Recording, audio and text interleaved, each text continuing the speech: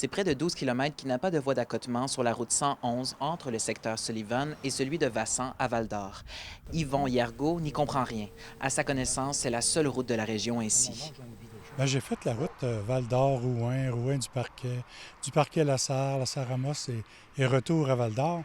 Puis le seul petit bout que les accotements ne sont pas faits, c'est de Vassan à Sullivan, à peu près 10-12 km. Mais l'enjeu dépasse les 12 km en question.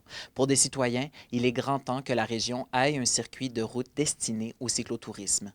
Qu'est-ce qui fait que nous, on n'a pas ça encore, toujours bien un accotement? Mais encore plus que ça, moi, je pense que ça prendrait une piste cyclable intéressante et qui pourrait relier différentes villes comme ça pour attirer du tourisme.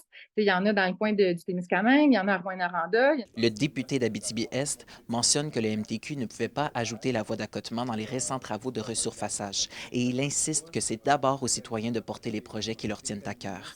Ça prend un porteur de dossier, comité citoyen, qui naturellement, après ça, ça prend aussi les acteurs de tous les milieux. Ça veut dire la MRC, Loisirs et Sports Abitibi-Témiscamingue, Tourisme Abitibi-Témiscamingue, les municipalités, nous-mêmes. Et chacun, après ça, peut avoir des rôles pour essayer d'arriver à un projet concret. L'idée du cyclotourisme dans la région enchante Tourisme Abitibi-Témiscamingue et pour l'organisme, cela rime avec des voies d'accotement sur toutes les routes.